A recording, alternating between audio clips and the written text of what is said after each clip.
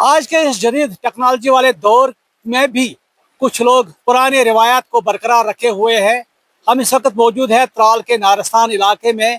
यहाँ गुलाम हसन नामी शख्स आज भी पंच चक्की चला रहा है। पंच चक्की की अगर हम बात करेंगे, पंच चक्की वो चक्की है जो पानी पर चलती है और यहाँ से आटा वगैरह निकालते हैं।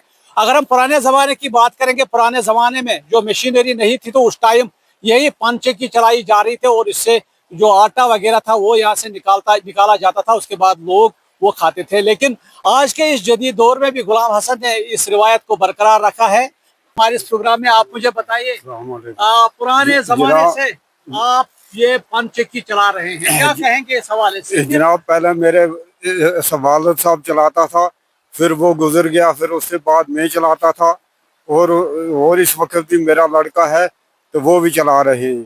तो इस वक्त मकई सुखाएगी तो फिर उस वक्त आएगा बहुत लोग, हमेशा आता है बहुत लोग हमारे साथ यहाँ के एक मुकामी नौजवान भी मौजूद है, जाफर अली से बात करें। जाफर साहब, खैर मकदम है आपका हमारे। आप मुझे बताइए, आज के जदीद दौर में भी यहाँ पंच चक्की चलाई जा रही है, क्या कहेंगे आप नौजवान हैं और कितने सालों से आप देख रहे हैं और क्या कहेंगे इस हवाले से आप? मेरी जब से पैदाइश हुई है तो जब मैंने होश संभाला है तो तब से मैंने देखा कि ये जो चक्की है तो ये चल रही थी। फिर मैंने अपने बुजुर्गों से, वालिद साहब से, उनसे भी मालूम किया कि उन्होंने बोला कि हमारे जो दादा थे, परदादा थे, तब भी यही सिस्टम हुआ करता था।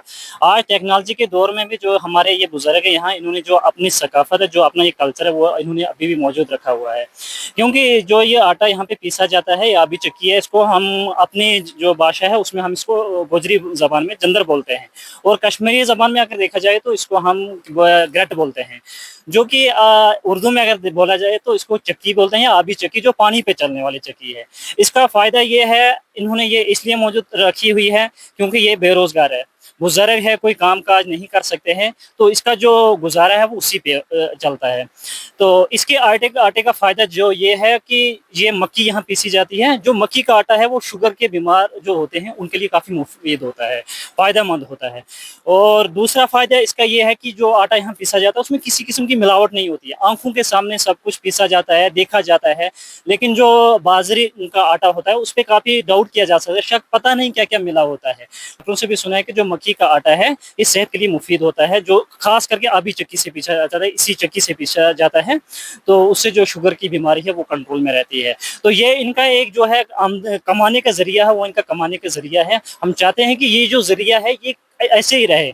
इन्होंने अपनी जो ये पहचान रखी हुई है पुराने ज़माने की, जो यहाँ पे ये निशानी है, इस टाइम ये हमारे इलाके, ये जो त्राल है, त्राल के ये दूर दराज इलाका है, नारगिस्तान टूरिस्ट विलेज जिसको दिया गया है, तो उसमें ये एक निशानी ये रखना चाहते हैं कि जो ये निशानी है ये मौजूद रहनी चाहिए पुराने ज़माने की। हमें काफ़ी फ़ख्र है इस बुज़ुर्ग पे कि जिन्होंने अपनी पुरानी जो ये मतलब एक निशानी थी, अब अजदाद से जो निशानी थी वो अभी भी बरकरार रखी हुई है। अगर हम इस पंच चक्की की बात करेंगे, कहा जाता है कि जो इसका आटा होता है वो ठीक होता है, क्योंकि अगर हम बात करें मशीनों का जो आटा है वो कहते हैं गर्म होता है, लेकिन ये जो इसका आटा होता है ये नॉर्मल होता है, सेहत के लिए काफ़ी मुफीद माना जाता है। लेकिन बात अगर हम करेंगे, बात इस जदीद दौर में भी कुछ लोग अपनी रिवायात को बरकरार रखे हुए हैं, जैसे कि गुलाम हसन ने ये चक्की बरकरार रखी है। इससे पहले इनके वालिद इसको चला रहे थे और अब ये गुलाम हसन खुद चला रहे हैं, उसके साथ साथ इसका बेटा भी इसमें साथ दे रहा है, क्योंकि इसका बेटा भी चला रहा है।